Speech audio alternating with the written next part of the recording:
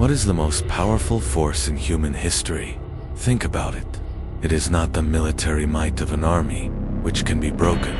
It is not the wealth of an empire, which can turn to dust. It is not the genius of a single mind, which will one day fade. There is a force more ancient, more profound, and more fundamental. An energy that, when mastered, allowed kings to build dynasties from nothing, seducers to topple nations with a whisper, and strategists to predict their enemies' moves before they were even made. This same energy, when left ungoverned, has destroyed the strongest of men, corrupted the wisest, and turned heroes into scandals. This force has no name in conventional history books, but it is the undercurrent that moves everything. It is the secret weapon of gods and kings. It is the fire that both illuminates the temple and burns the city to the ground. It is your sexual energy. But forget everything you've been taught about it.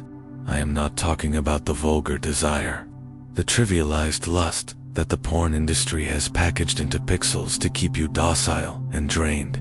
I am not talking about the nagging impulse that society has taught you to either repress with shame or discharge with cheap relief.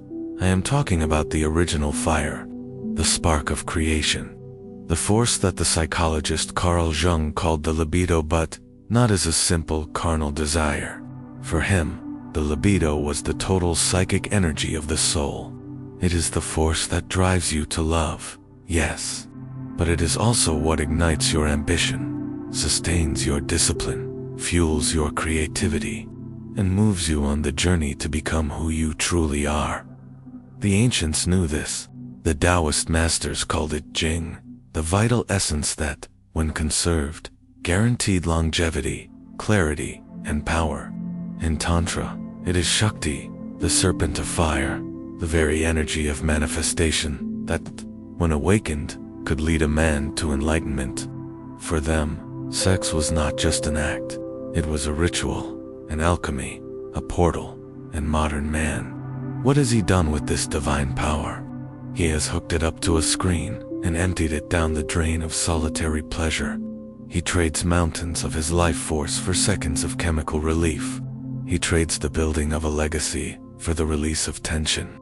Every orgasm wasted without love, without presence, without a higher purpose, is another candle extinguished in an inner temple that never becomes fully lit. It is here that the great division of history occurs. On one side are the men who are slaves to this force. On the other are those who have learned to become its masters. Napoleon Hill, in his study of 500 of the world's most successful men, discovered that all of them, in one way or another, had learned the art of sexual transmutation. They learned how to take the overflowing river of desire that drowns the common man and channel it into the turbines of their ambitions, generating wealth, genius, and power. This is the choice that defines a destiny, because this energy is ambivalent. It can raise you to the heavens or drag you to hell. If you do not govern it, it governs you. If you do not give it a direction, it carves an abyss within you. This video is a deep dive into this double-edged sword. We will not give you seduction tips or productivity hacks. We will open the secret books of history, psychology, and strategy to understand how this force was wielded by the greatest players on the world stage. We will enter the chambers of Cleopatra to understand how she used Eros as a political weapon to subjugate the most powerful men in Rome. We will walk through the laboratories of Leonardo da Vinci and Nikola Tesla to see how deliberate abstinence fueled a world-changing creativity. But we will also descend into the cellars of ruin. We will witness the fall of biblical men like Samson and Solomon, and of modern idols like Tiger Woods. To understand how ungoverned desire is the Achilles heel of giants, we will decode the psychology of Carl Jung to heal the fragmented masculine, and finally, we will synthesize it all into the archetype of the sovereign king, the man who does not deny his fire, but transforms it into his throne. This is the untold story of power. It is the revelation that the same energy pulsing through you right now, at this very moment, is the same that has raised and raised empires. The question, therefore, is not whether you have this force. The question that will define the rest of your life is, will you continue to spill it like a servant, or will you learn to transmute it like a king? The exploration that follows is not for the curious. It is for those who seek mastery. This channel is our library, and each video is a volume taken from the shelf of the secrets of power, psychology, and strategy. Your subscription is not a number. It is your access key to this archive. It is your pass to the restricted section, where the uncomfortable truths are revealed. If you are ready to read the pages that most ignore, your place is here. Subscribe now. Welcome to the restricted section. Now that the door is open, the first secret we must decode is the very nature of the force we are studying. For to wield a weapon, you must first understand the metal from which it is forged and how it can turn against the one who holds it. The energy that pulses within you, this force we call sexual, is neither good nor evil. It is, in its essence, amoral and ambivalent, like fire or electricity. It is pure power. It is the atomic power of the human soul. And like every great force, it possesses two faces, that of the god and that of the beast. The face of the god is that of creation. It is the spark that ignites genius, the fire that sustains the ambition of the empire builder, the ecstatic vision of the prophet. It was with this energy that Michelangelo painted the Sistine Chapel. It was with it that Beethoven, deaf and isolated, composed the Ninth Symphony. It is the force that drives the entrepreneur through sleepless nights and the athlete beyond the limits of pain. The psychologist Carl Jung understood this on a profound level. For him, the libido was not just the desire for the carnal act. It was the total psychic energy of the soul. It is your will to live, your drive to grow, to create, to connect, to become a whole individual. The Eastern traditions gave it other names. In Taoism, it is Dejang, the vital essence that anchors our health and longevity. In Tantra, it is Shakti, the serpent of power that, when awakened, ascends to illuminate the consciousness. But this same energy has another face, that of the beast. It is the blind, chaotic impulse. It is the lust that seeks not connection, but discharge. It is the desire that, without governance, corrupts into addiction, obsession, and perversion. It is the force that has toppled kings, destroyed families, and turned geniuses into scandals. It is the fire that, instead of warming the temple, burns it to ashes. The man who is ruled by this face of the energy becomes a slave, reacting to every stimulus, chasing every momentary pleasure, not realizing that he is being consumed by his own flame. The god and the beast are not two different energies. They are the two possible expressions of the same, single, primordial force that dwells within you. And what defines which face will manifest is not your morals or your beliefs. It is a single, constant choice. Faced with this force of a dual nature, every man, at every moment of his life, is confronted with a fundamental choice, the most important of all. The choice between spilling or transmuting. The path of spilling is the path of the modern man, the path of entropy. It is the path of least resistance. It is the act of treating this sacred energy as a mere tension to be relieved. Every purposeless orgasm, every dive into pornography, every fantasy fueled by lack is an act of spilling. It is opening the floodgates and letting the river of your life force flow into the swamp of cheap pleasure. The result, as we have seen, is a slow, chronic hemorrhage of power, which leads to the ghost man, emptied and directionless. The other path, the path of the alchemists, the kings, and the masters, is that of transmuting. To transmute is the conscious act of containing the river's force, not to stagnate it, but to build a dam and direct its power into turbines. It is the art of taking the raw energy from its most basic, physical expression and redirecting it toward higher ends, creativity, physical vitality, mental clarity, spiritual expansion. Napoleon Hill, in his research on the most powerful men of his time, called this sexual transmutation. He stated categorically that he had not met a single man of great success who had not, in some way, learned to master and channel this energy. He understood that sexual desire is the most potent of human desires, and therefore, the most powerful fuel for any great achievement. This is the great choice, the secret that separates the boys from the men, the servants from the kings. It is not about fighting the river, which is impossible, nor is it about drowning in it, which is the fate of the majority. It is about becoming the engineer of your own energy. Discipline, retention, meditation, purpose. These are not punishments. They are the tools with which you build your dam. And every time you choose to contain the immediate impulse in the name of a greater vision, you are not denying yourself a pleasure. You are making a deposit into your account of inner power. History, as we will see, is a great book of examples of the monumental consequences of this single choice. It is a cemetery of men who chose to spill and a pantheon of heroes who chose to transmute. Before we look at the giants of history who learned to reverse this process and use this weapon to their advantage, let's stay here for a moment. I know, looking at this portrait of the drained man can be uncomfortable. It can stir up anger, frustration, and even a pang of shame because, on some level, every honest man recognizes parts of himself in this description. But the first stage of healing is acknowledgement, and this channel is a safe space for that brutal honesty.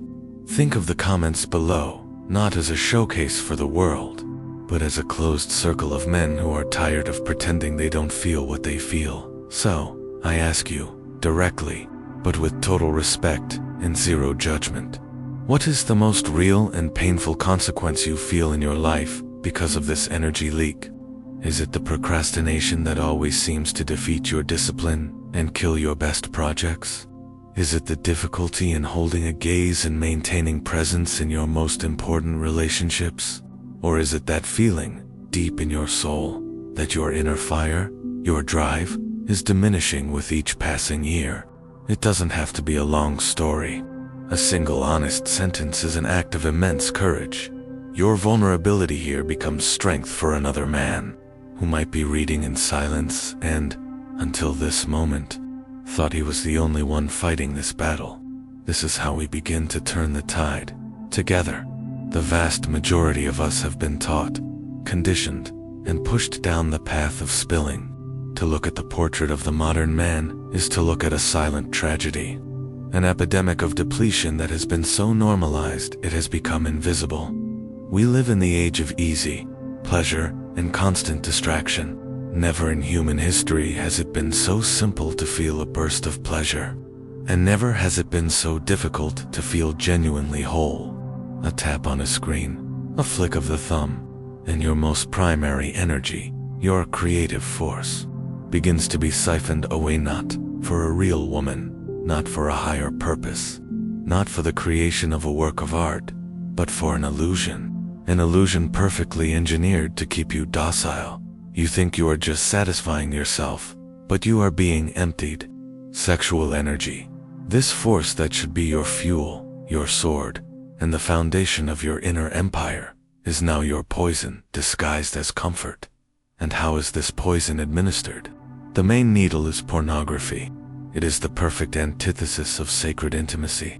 Real intimacy requires courage, presence, vulnerability, and the exchange of energetic polarities. Pornography offers you a simulacrum, a spectacle of soulless lust that demands nothing from you but your attention and, in the end, your vitality. It trains your brain to desire the pixel over the skin, the performance over the presence, the infinite novelty over the depth of a single connection. Each session is a desensitization ritual, where you teach yourself that the most sacred act of creation can be consumed like fast, leaving behind only the empty packaging of shame and a mental fog that corrodes your ambition. This poison is delivered in an environment perfectly optimized for your consumption, the ecosystem of algorithms. Do not be naive. Your feed is not your friend. The platforms you use do not want your well-being. They want your screen time. They are attention dealers, and the algorithms are their scouts.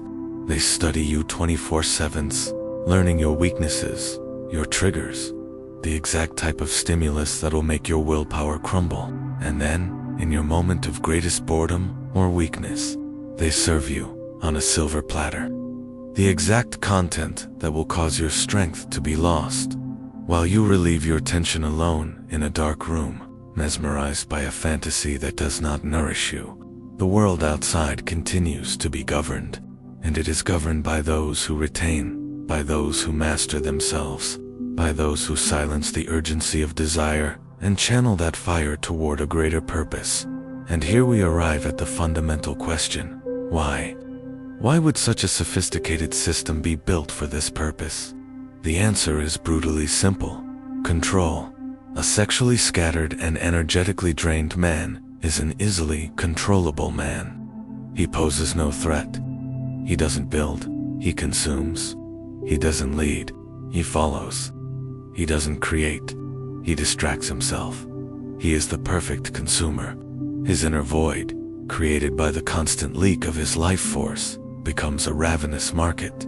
He seeks to fill this void with products, with entertainment, with external validation, with anything that will make him forget, for a moment, his own impotence. His anxiety is profitable. His insecurity drives sales. Furthermore, he is the perfect citizen for a system that does not value individual sovereignty.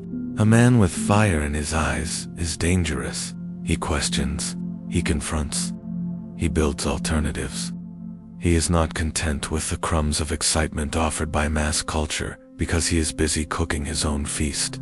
He is not distracted by the shadows on the cave wall because he is on a mission to find the sun. And the system does not want solar men. It prefers withered men, without drive, without creative fury, who can be easily herded. It's no accident that discipline is ridiculed, that containment is seen as repression, and that self-control is considered an old-fashioned virtue. It is by design. The modern man's error is not in having desire. It is in not knowing what to do with it. It is confusing the relief of tension with the fulfillment of the soul. It is accepting crumbs of pleasure when he was born to experience the fullness of power. And until you, individually, decide to break this cycle of conditioning, you will continue to be more of a spectator than a creator, more of a user than a king, more of a servant than the master of your own energy, because the choice is daily, silent, and relentless. Either you wield your force, or your force will be used against you. I know, looking at this engineering of control, at this diagnosis, is uncomfortable. If the analysis we've done so far has resonated, not as a distant theory, but as an echo of your own experience, your like on this video is more than a click. It is your signature. It is your silent act of acknowledging that this is a truth that needs to be told. A signal that you, too, see the trap. This strengthens us and shows us that we are on the right path. But if there is a systemic poison, there is also an ancestral antidote. If the path of spilling leads to weakness and control, the path of mastery leads to power and sovereignty. Looking at the portrait of the drained man is essential for the diagnosis, but to find the cure, we must look to the giants, to the masters who, consciously or unconsciously, understood that sexual energy did not have to be a curse, but could be refined into a treasure. They understood that retention is not about denial, but about a strategic choice. It is about recognizing that there is more power in saving with purpose than in releasing without cause. They saw the truth in the metaphor. Water that gushes everywhere causes floods and destruction, but water that is contained and channeled by a dam moves turbines, lights up cities, and transforms deserts. So it is with your energy. Leonardo da Vinci, perhaps the most creative and multifaceted mind to ever walk the earth, was known to live in celibacy. The superficial see this as an eccentricity, a denial of pleasure. The wise see the source of his power. Da Vinci did not despise passion. He transcended it. He preferred to spend his creative fire on works that would echo for centuries in paintings, inventions, and anatomical studies than on pleasures that would die in seconds.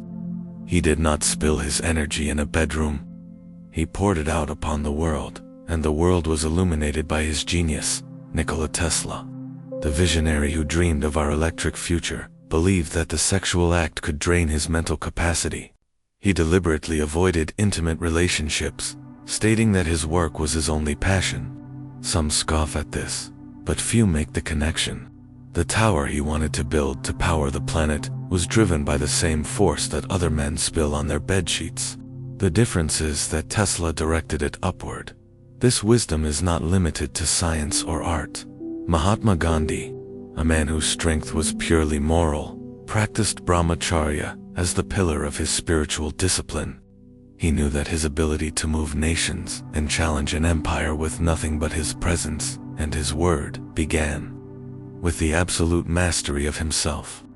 Gandhi did not need to shout. His contained, clean, and available energy spoke for him. Even the fiercest warriors understood this. Muhammad Ali, the greatest of all time, would strictly abstain from sex for weeks or months before his most important fights. He knew, instinctively, that the libidinal energy needed to be kept burning inside the body, not dispersed. He entered the ring with a look that carried fire, focus, and a divine fury. He did not deny his animal instinct. He honored it, accumulated it, and transmuted it into victory. What these men, and so many others, discovered is a simple alchemical secret, yet hidden from the majority. When desire is contained, it does not disappear. It rises. It moves through the body like a vapor, refining itself along the way. It transforms into vision, into clarity, into creativity, into a will of steel. It reconnects a man with his mission. The man who retains does not become less of a man. He becomes a whole man. He does not lose his attractiveness. He becomes magnetically present. The world does not need more horny men chasing after stimuli. It needs more men who are on fire with purpose. And that flame can only be lit when you stop spending your energy on the immediate and start investing it in the eternal. But for every master who learned to channel the river, history shows us a giant who drowned in it. For every man who transmuted his desire into destiny, there is a hero who traded it for disaster. Sexual energy is a double-edged sword, and to ignore its destructive edge is the error of fools and the arrogant. Because not every fall happens with a bang. Some begin with a whisper, with a conceited glance, with a desire fed in secret, until it becomes too large to be contained. This is how great men fall, not for a lack of strength, but for an excess of surrender to their own impulse. Look at history. Samson, the biblical judge, possessed a divine strength, capable of destroying armies with his bare hands. He was the personification of raw masculine power. But where did he fall? Not on a battlefield, but in a bed. He was defeated not by the strength of an enemy, but by the seduction of an undiscerning desire. His strength, his eyes, and his mission were sacrificed for a moment of release. King Solomon, the wisest man of his time, who built the great temple and ruled with legendary peace and prosperity, also lost his way. His wisdom did not protect him from the scattering of his own energy. Lost among 1,000 wives and concubines, the heart that was once devoted to a singular vision became fragmented. The king who began his journey asking God for wisdom ended his days building altars to the gods of his lovers. His fall was not a defeat, it was a dissolution. And do not think this is a weakness of ancient times. Recent history shows us that technology and progress have not changed human nature. Bill Clinton, at the height of his power as president of the most powerful nation on earth, saw his legacy permanently stained and his presidency nearly destroyed, not by a war, not by an economic crisis, but by an ungoverned sexual impulse in an Oval Office. Tiger Woods, an icon of almost superhuman discipline, an athlete who seemed mentally unshakable, had his image of perfection disintegrated publicly. Behind the facade of relentless focus, there was a sexual addiction that, when revealed, brought his career, his family, and his aura of invincibility crumbling down. What do all these men, from Samson to Tiger, have in common? They were not weak. They were immensely powerful. They did not lack talent, vision, or intelligence. They lacked inner sovereignty. They lacked governance over the most dangerous territory of all, their own desire. The tragedy is rarely immediate. It arrives like a slow poison. First, you give in once and justify it. Then, you give in again and get used to it. Before you know it, you are no longer the master of yourself. You have become a servant to your next relief. The problem is not the desire itself, but in making it your God, in placing pleasure on the throne of your life and discipline as a burden to be avoided. Every empire without discipline is doomed, especially the inner empire, and the man who is not his own master is a servant to anything. It does not matter how high you build. If the foundations of your discipline are weak, a single impulse can bring it all down. This is the warning mirror. No one is above the fall, but every man has the power to choose whether he will build his house on the rock of discipline or on the sand of desire. Looking at the ruin of giants teaches us the most important lesson. Undisciplined desire is a poison. But what the true masters of history knew is that every poison, in the right dose and application, can become the most potent of medicines. Now that you understand the dangers, let's enter the advanced applications of sexual energy. Let's leave the battlefield of simple discipline and enter the territory of high strategy and deep psychology. Forget everything you've learned about seduction techniques. True seduction is not a script of pickup lines. It is the inevitable result of energetic mastery. It is a form of silent warfare, one not with swords, but with presence. Cleopatra did not conquer Rome with armies, but with a gravitational field that her mastered sexual energy created around her. This is the power of Eros, used as a weapon of influence. Stop being the hunter and become the mountain. The hunter gives chase, exudes neediness, and his energy leaks in every direction. He is reactive. The mountain is still, solid, present. It does not seek. It simply is. And its solidity naturally attracts the cloud, the traveler, the life. Practical exercise. In your next important social interaction, your sole mission is to practice full presence. Instead of thinking about what to say to impress, anchor yourself in your body. Feel your feet on the ground. Listen to the other person with 100% of your focus. Not to formulate a reply, but to truly understand. When anxiety or the urge to validate yourself arises, take a deep breath and return to your center. People, especially women, are deeply attracted, not to your effort, but to the calmness of a man who is comfortable in his own being. Wield the power of the sovereign gaze. A man whose attention is easily captured by every stimulus is a man whose power is weak.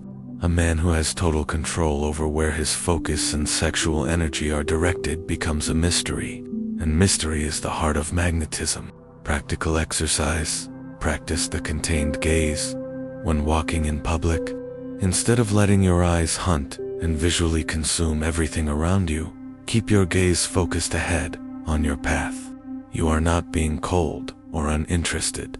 You are communicating, on a subconscious level, that your energy is a precious resource that you allocate with intention. This self-control is perceived as an immense and deeply seductive strength.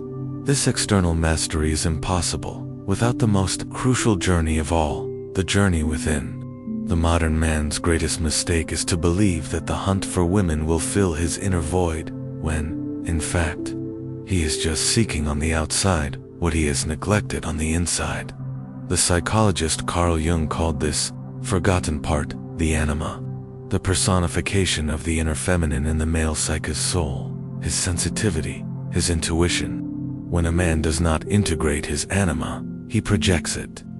He spends his life desperately seeking in external women the part of himself he has abandoned, resulting in neediness, jealousy, and dependent relationships. He does not love the woman. He loves the reflection of the soul he has lost. The true masculine initiation happens when he stops hunting and starts integrating dialogue with your soul through intuitive writing. Once a week, set aside 15 minutes of absolute silence. Take a notebook and write at the top, "What does my soul want to tell me today?" Then, write without stopping, without judging, without censoring. Let the emotions, the images, the words that you normally repress as unmanly come to the surface. Welcome your own sensitivity, your sadness, your joy, your intuition. This is the act of bringing your anima from the darkness of the basement into the living room of your consciousness. Nourish yourself with beauty. The anima is nourished by beauty, art, and a connection with nature. At least once a week, intentionally consume something of pure beauty. Take a walk in nature and, instead of just exercising, stop to truly observe the complexity of a flower or the majesty of a tree. Allowing yourself to be moved and touched by beauty, without a practical goal, is a direct exercise in integrating your inner feminine. By doing this, the dynamic shifts. You stop needing a woman to feel whole and start choosing one from a place of wholeness. Your love becomes a gift, not a negotiation. Your presence becomes a safe harbor, not a needy one. And that, my brother, is the most devastatingly powerful seductive force there is, that of the man who has finally come home. And so, after traversing the battlefield of history, strategy, and the soul itself, we arrive at the final point, and, at the same time, the true beginning. We arrive at the awakening of the man who, tired of being a slave, chose to become a king. This is not the king of fairy tales, adorned with gold and sitting on an external throne. This is the sovereign of the only kingdom that truly matters, the territory of himself. He is the synthesis of all we have explored. He is the man who looked at the duality of his own energy, the god and the beast, and, instead of choosing a side, chose to rule both. He has learned from the light of masters like Da Vinci and Tesla, channeling his fire into creation. And he has learned from the darkness of fallen giants like Samson and Solomon, understanding that power without discipline is the shortest path to ruin. He masters the art of strategic seduction, not because he hunts, but because his magnetic presence, born from the integration of his anima, has become a gravitational field. The inner king does not fear his sexuality. He reveres it as the source of his power. He does not flee from pleasure. He commands it, placing it in service of his mission. He has learned the hardest lesson, that anyone can satisfy himself, but few can build themselves. With every day that he chooses discipline, he reclaims the focus, the magnetism, and the vision that the world tried to steal from him. He no longer empties himself. He overflows, and the universe, as we have seen, acknowledges and rewards the man who first acknowledged himself. But what is all this power for? What is the throne, the crown, and the scepter for? The answer lies in the simplest and most profound of metaphors, that of the seed. Everything you are, and everything you can become, is contained in your sexual energy. It is the seed of your legacy, small, silent, but loaded with the potential of an entire forest. This seed can create children. It can generate world-changing ideas. It can move empires. It can sustain a work that will live long beyond your existence. But it can also be spilled on impulse, out of neediness, in a moment of carelessness. And when that happens, the seed is not only lost, it loses you. With every purposeless release, you are not just relieving attention. You are giving up a potential empire. Every time you trade presence for empty pleasure, you are betraying your own kingdom. The king understands this. He knows that he who does not rule his own seed loses the right to rule anything else. His legacy is not built by chance, but by the strength cultivated in the unseen. In every moment he chooses purpose over pleasure, and it does not matter how many times you have fallen in the past. What matters is the choice you make now. You can begin today to cultivate your garden, to tame your horse, to build your inner empire. The energy that dwells within you now is the same that dwelled within the kings, the creators, and the masters we admire. The only difference is what you will do with it. If this message has spoken to your soul, do not let it die here as just another piece of entertainment. Let it be your declaration of a new beginning. The world desperately needs whole men, silent kings, heroes who have transmuted their desire into their destiny. That is why Neuro Alchemy exists. This is not just a channel. It is our forge. It is our secret library. It is the meeting point for the vanguard of men who are awakening. Here, with every video, we dive deep into the truths that no one else has told you. If you are ready for this journey, subscribe now. Do it, not out of curiosity, but as an act of commitment to your own greatness. Join our community of men who are choosing to evolve. Thank you for your presence and for your courage to explore this knowledge to the end. Remember, what you plant today is the kingdom you will rule tomorrow. Until the next video, *.